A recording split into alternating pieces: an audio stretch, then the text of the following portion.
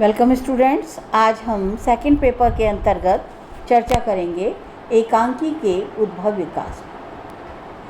एकांकी नाटक तो एक जीवन का बृहद रूप का चित्रण करता है और एकांकी एक किसी भी समस्या पर बहुत छोटा सा रूप नाटक का होता है। नाटक का लघु रूप ही एकांकी है, जिसमें हम छोटे छोटे एकांकियों के माध्यम से बहुत सी समस्याओं की चर्चा कर सकते हैं, बहुत सी समस्याओं पर प्रकाश डाल सकते हैं।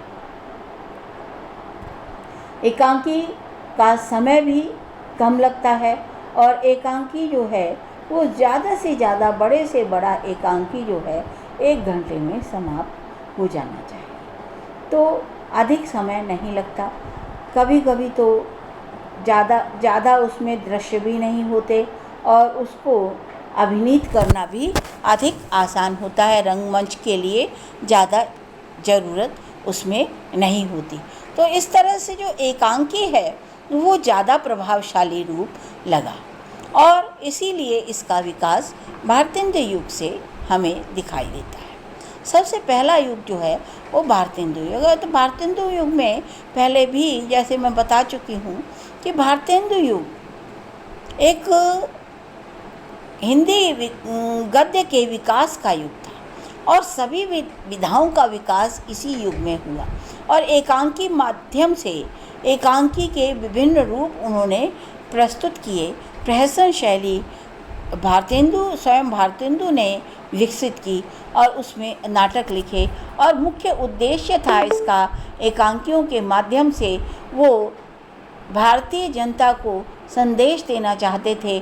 उनकी जो गुलामी थी अंग्रेज़ों की, उस गुलामी से देश को आज़ाद कराना था, तो किस तरह से सबको एकत्र किया जाए, किस तरह से भारतीय जनता में एक चेतना विकसित की जाए, इसकी बड़ी आवश्यकता थी। तो उन्होंने ये काम इस माध्यम से किया। हिंदी एकांकी की परंपरा भारतेंदु युग से प्रारंभ होती है और ये परंपरा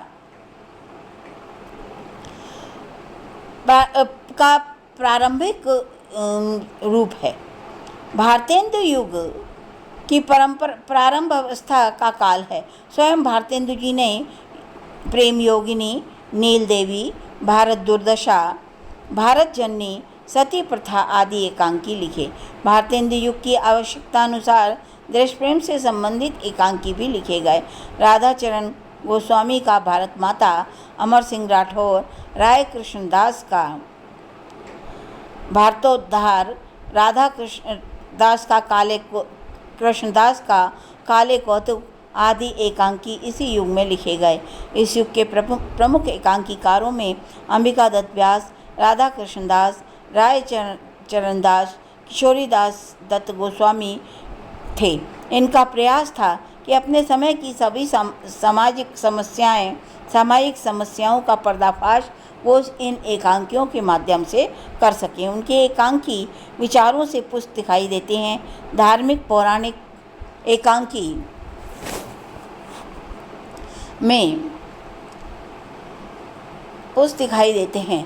धार्मिक और पौराणिक एकांकीकारों में बद्री नारायण चौधरी, बालकृष्ण भट्ट हैं। हास्य और व्यंग एकांकीकारों में, प्रहसनकारों में स्वयं भारतेंदु, राधा कृष्णदास, रामचरण दास, देवकी नंदन त्रिपाठी, प्रताप नारायण मिश्र, किशोरी लाल गोस्वामी प्रमुख हैं।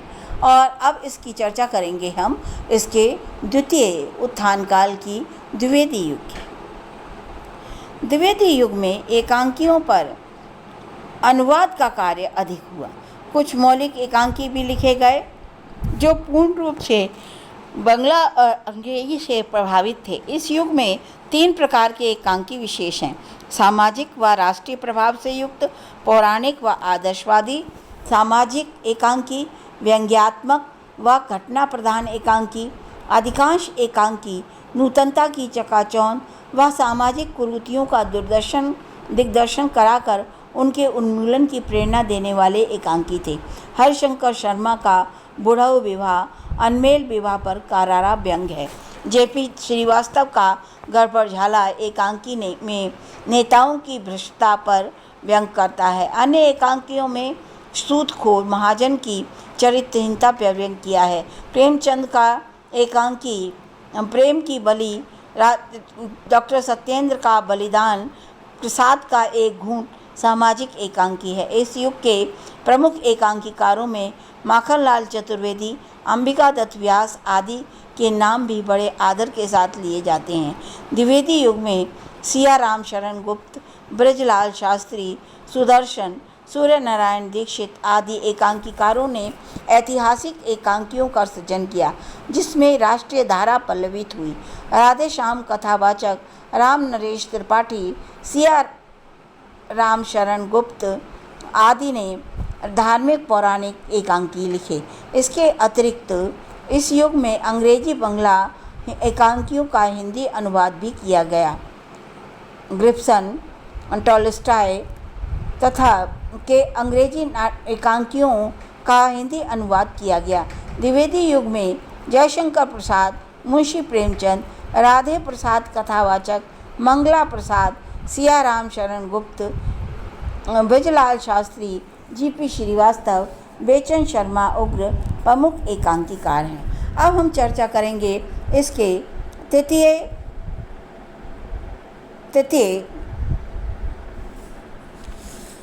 उत्थान काल की।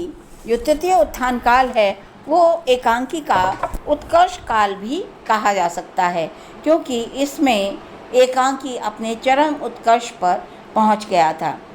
तृतीय उत्थान काल के प्रतिनिधि एकांकीकारों में सेठ गोविंददास, उपेन्द्र नाथ अश्क, उदय शंकर भट्ट इत्यादि हैं। ये एकांकीकार पाश्चात्य एकांकीकारों से प्रभावित थे। उनके द्वारा भारतीय विचार दर्शन, मौलिक भारतीय जीवन की समस्याओं से संबंधित इतिवृत्त को प्रस्तुत किया गया। डॉक्टर राम कुमार वर्मा को तृतीय उत्थान काल का पथप्रदर्शक माना जाता है। डॉक्टर सत्येंद्र अमरनाथ गुप्त ने भी वर्मा जी के महत्व को स्वीकार किया है।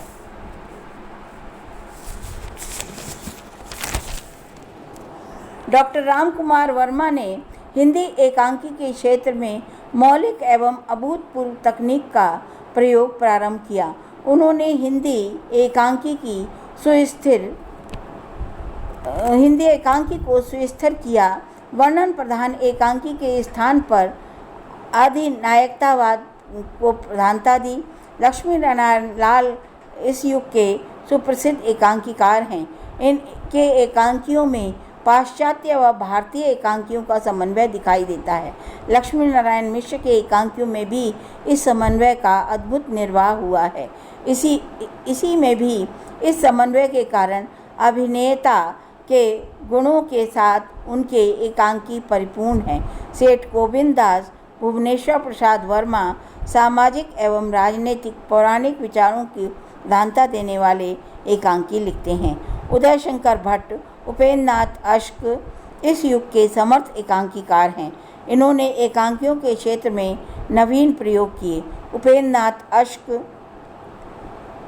लगातार 1999 तक एकांकी लिखते रहे और हिंदी साहित्य को समर्थ बनाते रहे। इनके द्वारा लिखे गए एकांकी लक्ष्मी का स्वागत, अधिकार रक्षक आदि विशेष लोकप्रिय हुए। इस युग के विशेष एकांकीकारों में जनार्दन मिश्र, भगवती प्रसाद वाजपेयी, भगवती प्रसाद वर्मा आदि का नाम भी उल्लेखनीय है। और अब आता है चतुर्थ उत्थान काल, जिसे नवचेतना या नव जागरण काल भी कहा जाता है, जो जंग जागरण काल था। इस उत्थान काल का प्रारंभ द्वितीय विश्व युद्ध के बाद हुआ। इस काल में एकांकी अपनी मौलिक अवस्था की चरम सीमा पर पहुंच गया था। पूर्व युग में बहुत आगे निकल गए थे। उनके विभिन्न प्रवृत्तियों का विकास हुआ और इस नवीन युग में जिन प्रवृत्तियों का विकास हुआ वो इस प्रकार से हैं। सामाजिक एवं राजनीतिक चेतना का विकास हुआ। इस युग के एकांकियों में सामाजिक एवं राजनीतिक चेतना के स्वर को मुखरित करने वाले एकांकी लिखे गए। गांधीवाद का प्रभाव इस युग के एकांकियों पर मुख्य रूप से दिखाई देता है। इस समय महिलाओं के शोषण को रोकने के लिए संघर्ष चल रहा था और दूसरी ओर ब्रिटिश सरकार के प्रति आक्रोश बढ़ रहा था। यही कारण है कि इस युग में सामाजिक, पौराणिक, राजनीतिक क्रांति मुखरित हुई। अनंत कुमार पाषाण, रांगे राघव, शिवदान सिंह चौहान, शंभुनाथ सिंह, आरसी प्रसाद सिंह, विष्णु प्रभाकर, हरिशंकर प्रेमी इस युग के प्रमुख एकांकीकार हैं। दूसरा आता है मानवतावादी एकांकी। मानवतावादी एकांकी क्या थे? द्वितीय विश्व युद्ध में के पश्चात विश्व मानव अंतर्मुखी हो गया तथा विभिन्न पीड़ाओं से ग्रसित था। गांधी जी ने मानवता का उच्च आदर्श प्रस्तुत किया, विषमताओं को दूर करने के लिए दलितों का उद्धार किया और प्रेम नारायण टंडन, विष्णु प्रभाकर इस युग के प्रमुख एकांकीकार हुए। और अब तीसरा आता है धार्मिक और पौराणिक विचारधारा के एकांकी। इस युग में ये प्रवृत्ति बहुत न्यून मात्रा में मिलती है। लक्ष्मी नारायण लाल, कृष्णदत्त भारद्वाज, विष्णु प्रभाकर, शंभुदयाल सक्सेना ने इस प्रवृत्ति को यथातथ प्रदर्शित किया है। और अगला है सामाजिक तथा यथार्थवादी एकांकी। सामाजिक और यथार्थवादी एकांकी में आधुनिक साहित्य में ये एकांकी सर्वाधिक दिखाई देते हैं। इन एकांकियों में एकांकीकारों ने व्यापक रूप से इस प्रवृत्ति का विनियोग किया है। मनुष्य का चलते फिरते समाज में चित्रण करना, हर्ष विषाद, उत्थान पतन, अनुराग विराग का चित्रण आदि इस प्रवृत्ति के अंतर्गत आते हैं। वर्तमान एकांकीकारों ने इस प्रवृत्ति का पूर्ण विकास किया। रामवृक्ष बेनीपुरी, महेंद्र भटनागर,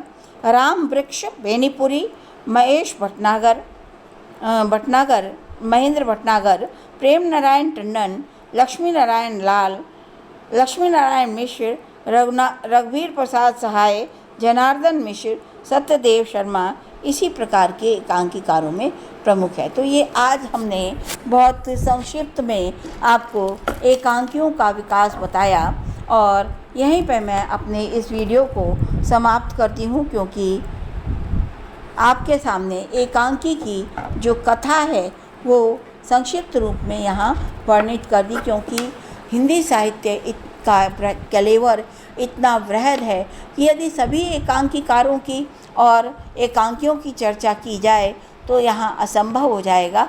तो जहाँ बहुत ज़्यादा जो प्रमुख रहे हैं उन्हीं की चर्चा हमने यहाँ पर की है। So thank you students.